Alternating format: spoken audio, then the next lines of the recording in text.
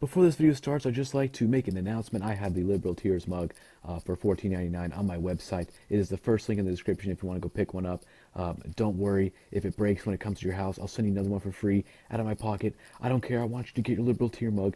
It comes in Liberal Tears white with the face, black with the face, white without the face, and black without the face. So pick whichever one you want, and it'll come to your door in about 3 to 5 days. So that should be epic. First link in the description. Thank you. Let's go on with the video. After I ask my question, can I get a handshake? Yeah, sure. All right, awesome. So just context, I've been actively promoting this event and inviting people to debate you in the Q&A, and many people thought that even if they were right, you would still win the debate due to your position of authority and argumentative wit. And so I'm here today to try. I mean, they're right. I'll win, but yeah.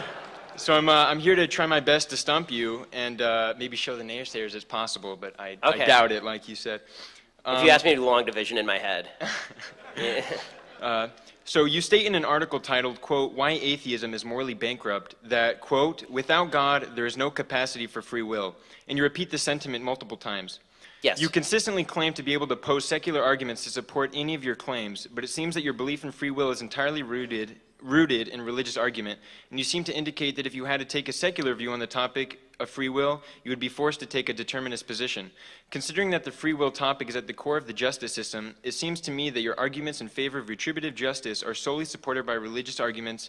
Can you pose a secular argument in favor of free will? Sure. I mean, I think that most atheists believe in free will and disagree with my central premise. So if I want to play atheist, I would say that there is a secular argument in favor of free will. As a religious person, I don't think it's a particularly compelling one.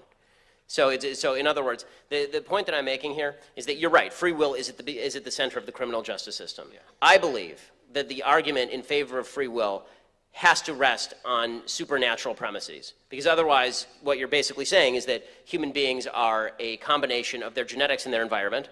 And if we just had a giant machine and we could pour all that information into a machine, then I could predict with perfect certainty what you were going to say next. Right? As it is, my machine's great. I can mostly predict what you're going to say next. But if I had all that information, then I could perfectly predict that, and then you wouldn't have any personal responsibility. And I haven't heard a great argument from atheists about why that's the case. Now, I say that it's a supernatural force. You can believe it's not a supernatural force, but I think that you can say from a secular point of view that you can believe free will exists without God existing. I don't think it's a compelling argument, but I think you can do that. And I've argued with secular people without mentioning God in the free will argument all the time. I mean, if you're an atheist, are you an atheist? Yes. Okay, so you're an atheist. Do you believe free will exists? No. You don't believe free will exists. So you tell me, how does the criminal justice system function? Yeah, so I would recommend a quarantine theory where you basically view someone as an actor. And so in an example, let's say someone is violent with someone else. You would say, okay, well, as a determinist, I'd say when you make a decision, you could not have chosen otherwise. So I'd view this actor and I'd say, well, you couldn't have chosen otherwise, so I don't hold you morally culpable, but it still tells me a lot about how you're liable to act in the future, and so we're going to treat you as a public health hazard and quarantine. But that's not true. I mean, the problem with that argument is it's not true. If I kill my wife, right, which I'm not going to, I like her. Yeah. If I kill my wife, the chances that I'm going to kill another human being are actually extraordinarily low. Right? There's no, like, people kill people they tend to know. The chances that I'm going to kill a bunch of other people are really, really low. The idea that I'm going to become a serial killer is not really true. Plus, I mean, you're actually creating a sort of Millennium Report problem, right? You actually have, what if you just say, you're now doing pre-crime. You're saying you're more likely to commit crime in the future, so we're going to put you in quarantine. The retributive theory of justice is basically this. You deserve to go to prison. And not only do you deserve to go to prison, if we didn't put you in prison, then what you'd end up with is people coming after you to commit revenge on you, and then you'd have a cycle of violence that would actually lead to terrible things. So if you want to argue against free will on the basis that, like, I'm thinking about it on the spot, it's a really interesting question. Yeah. I suppose I would say this. I suppose that I would say that I believe that in the end, Western civilization is based on a foundation of Judeo-Christian morality that is religious in nature, but I can't just say God. Like, when people ask me a question, I can't just say God if I want to have the argument. Maybe at the root, if you say free will, when you get down to the root argument of a couple of these major things, then I will have to say God. Okay.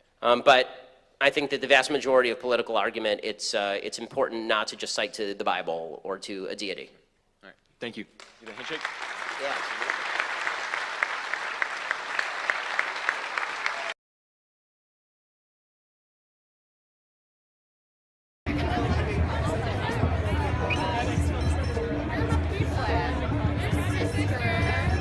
So are you ladies feminists? I suppose you could say that, yeah. empowered. Access to resources to actually make choices about my bodily autonomy and maintain my bodily So, autonomy. like, not shaving your armpits, is that empowering you? I don't like to shave my armpits, so I don't. That's it. Yes, it's empowering to be able to make it. Yeah. So is there Long anything, hair empowering for you? is there anything feminine about having your hair in your armpits? I get to define what femininity is for me because I grew these breasts and I have this uterus and I made my child with it.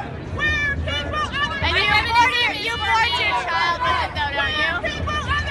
What was that? You were over here saying you're pro-abortion though. I am. I'm pro-choice. I'm pretty sure to make decisions for themselves, and that's what empowerment is. I'm pretty sure you're allowed to be pro-choice and have children. You can also make a choice not to have sex. So could you. Yeah. Don't reproduce.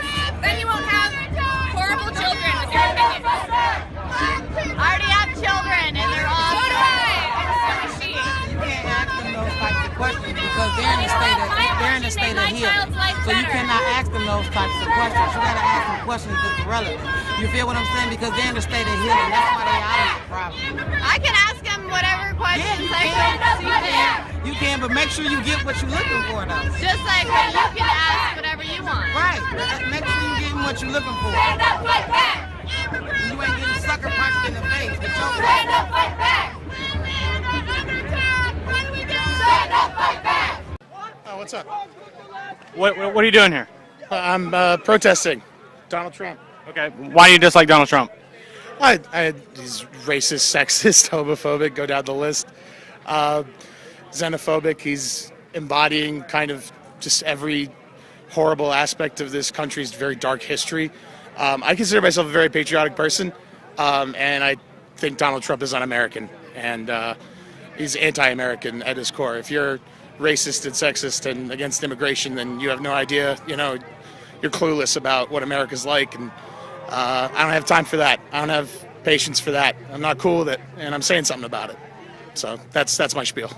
Can you give people some specific examples of, people who are on the other side, people who like Trump? Yeah. They're like, he's not racist, he's not sexist. Could you give them some examples to prove your point? Of stuff Trump has said. So stuff he said, stuff he's done, anything. The least of it that I could think of is what was the tweet with him with the taco bowl picture saying, I love the Hispanics or something like that, which is an incredibly insensitive thing to say and just completely tone deaf. The things he said about building a border wall, and making Mexico pay for it. His stance on it's not about following the law. His stance on illegal immigration, it's about keeping non-white people out of America, as far as I can tell from the rhetoric that he's using. I honestly don't listen that much to what Donald Trump says, and frankly, I just don't want to hear it half the time. But from what I do hear on the news and online, and from people who do, follow what he says, I'm not cool with it. I'm not happy with it. Who do you support? I personally support Bernie Sanders, but I will vote for whoever's the Democratic nominee. I'm not. So if Hillary gets it, you'll vote for Hillary?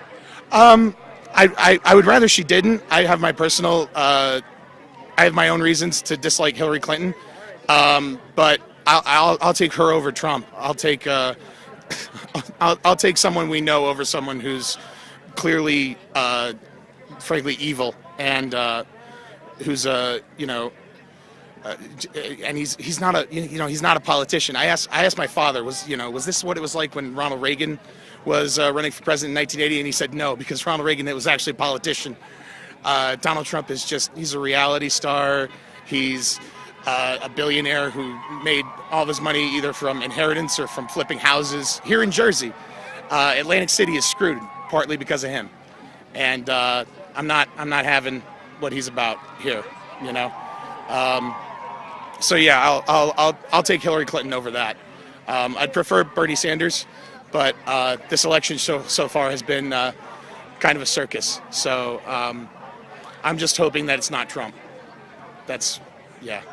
So okay, so if Trump is racist for the rhetoric, Yeah. sexist for his rhetoric, Yeah. what about Hillary? What about Hillary covering up for Bill Clinton, abuse of women? What do you think about that? Oh yeah, no, that's pretty egregious on her part. I condemn that. I'm not cool with that. That's pretty blatant. I remember reading something about that, and that's pretty blatant. And I hope that comes back to get her, just on the basis that karma comes around. I don't. As far as Donald Trump goes, there are allegations against Donald Trump from his ex-wife that are analogous, I guess, and so that's not cool either. Again, like I'm here because not Trump. I'm not really here because of Hillary or Bernie or whatever. But that's. Do you think that at the DNC close by, you're going to go? The DNC? I don't know. That depends. That depends on my schedule at that time. I might, but that really depends on when it is and what I got going on at that time. Well, let's say Bernie doesn't get it. You think it's going to get pretty crazy there? I think there's going to be rioting. I hope not. I seriously doubt it. I think there's a lot of mixed information coming out in Nevada about what went down at their Democratic convention, and that disappoints me a lot. I was at a Bernie Sanders rally in New Brunswick a few weeks back, and Bernie Sanders supporters are not like that. They're not violent people. They're very happy to gather and talk about their opinions and share their opinions. I mean, a lot of people here are Bernie supporters and they're very angry, but that's part of the point of why we're here. I don't think anything like that is going to go down in Philadelphia, and I certainly hope it doesn't. I was at the protest, the Trump rally protest in California, where we saw, spray painting the signs of the city, beating people up. What would you say to people who they see those videos and they go, well, people say Trump supporters are violent. What about Bernie supporters? They seem pretty violent in those, certain instances. I mean, a lot of it is like social media today and a lot of mass media today. It's very personalized in a way. You can pick and choose what sources you get your information from. So if you're a Bernie Sanders supporter, you can pick and choose the information that supports him. If you're a Donald Trump supporter, you can pick and choose the information that supports him. Same with Hillary. All I'm going to say is that I don't have a clear idea of what's going on as far as the violence with Bernie Sanders supporters and Trump supporters. The Trump supporters violence I have seen on news. I've seen footage of it, so I believe it's a real thing. The Bernie Sanders supporters violence, I haven't seen any footage from what I've experienced with Bernie Sanders supporters. I haven't seen any of that kind of violence, anything even resembling any kind of hateful rhetoric. There's a lot of anti-Hillary Clinton sentiment, but I don't think any of it is rooted in a hatred of her specifically so much as a political system that doesn't represent people. Like I said before, I'd probably vote for Hillary Clinton if she was the Democratic nominee, but that's because I don't really have another choice. If it's between her and Trump, then I'll take her. But I don't really want to have to pick. I don't want to have that choice to make. I'd like to vote for someone who I want to vote, not the lesser evil.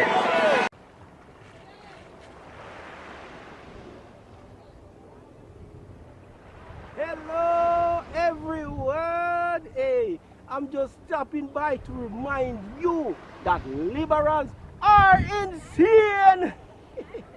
Social justice warriors are becoming more violent and triggered than ever before. Anyways, be sure to subscribe to KGP TV on YouTube and have a blessed day.